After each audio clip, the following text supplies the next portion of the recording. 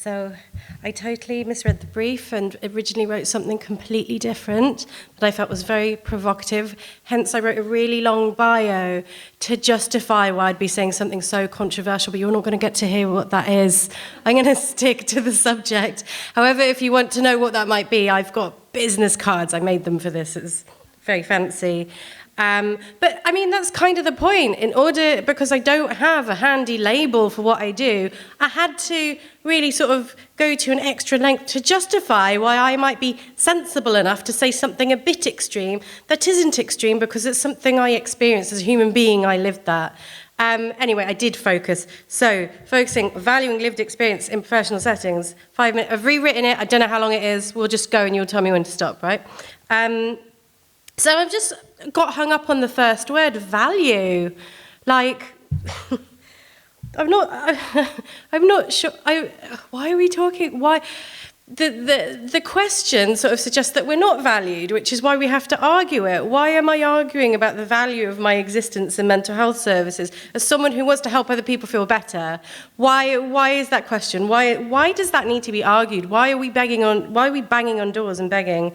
I don't want to be valued because that doesn't pay my bills.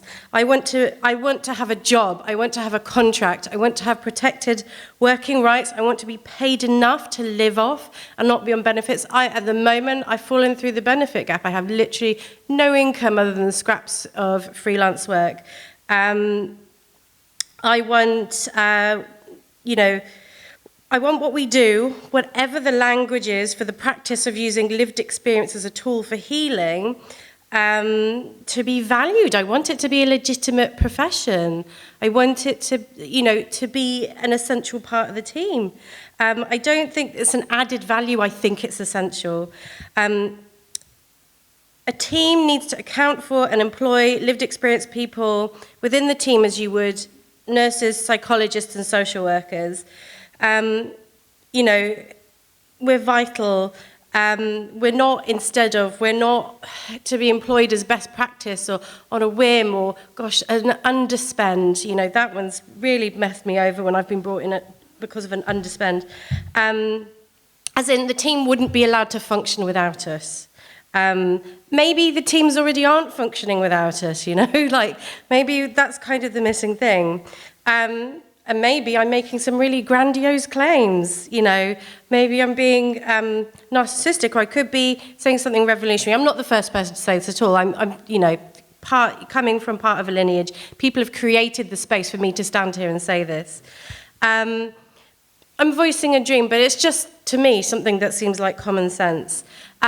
So why we're essential, there's loads and loads of reasons, and I've got 5 minutes, I've probably got 2 minutes left. And so I'll just name a couple of things. So thinking about psychosis specifically, I worked in groups therapy, facilitation for psychosis, and I noticed people were speaking in riddles, there was English, sometimes beautiful English coming out, but I just didn't understand what someone was saying. And I realized my face was sort of contorting in this compassionate, confused thing that I realized people had reflected back to me over years during periods of prolonged psychosis. It was really interesting and healing to be on the other side of it. But I knew there was a logic behind what someone was saying, because I knew there was a very definite logic behind what was going on, even though people didn't understand me. So I became a translator, I became an interpreter, I became the seeker of that knowledge, the unpicker of riddles. I was there to translate for the team, not in a concrete way, but offering these suggestions, because through my experiences, my mind has been stretched out like an elastic band that's sort of, it's bigger. So conceptually, I can go a bit further than someone who's had the privilege of living a rational, conventional life might have had, not saying that you can't trip and go, it's just something I've got. I've got a legacy of being naturally psychedelic. Thank you. And the other thing was, we have a concept in Pioneer. So what Pioneer does is we are about the works of, oh God, I'm that far through. The lived experience practice, we define what it is and we fight for the working rights around it.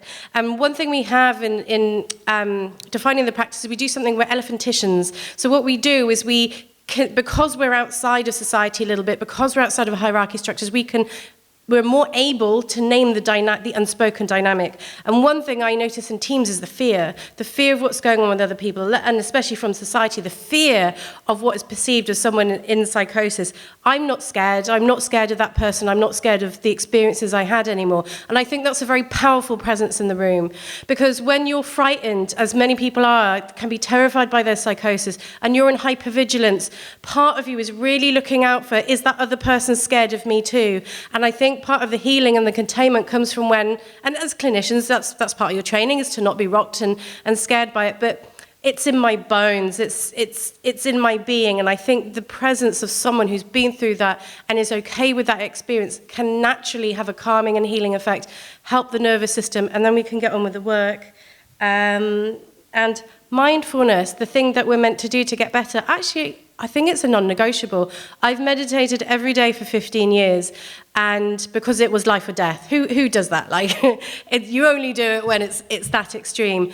And actually, it's really essential for me as a practitioner, because I've learned to, in order to be sane, I had to get that distance between thoughts and feelings, and that has helped inform my practice, because I've become really somatic in the observation of myself for 15 years. Can you imagine? I'm just always watching these amorphous blobs around me. So when I'm doing my consulting work as an LXP, I'm watching the emotions and the feelings in my body, the response in the room, and I'm using that to inform what I want to say to someone. And do you know how much clinicians get paid when they're trained in this process, in this process treatment? It's quite a specialism, I understand, but it's something that we find, it's part of our training in being sane that we've had to do. So that's me, isn't it? My question was to think about the fear that's generated in teams, and the fear in the mind about letting us in. What are we going to do if we get in the room? I've been in the room and it's been fine, but what holds teams back? That's my question. Thank you for the extra time.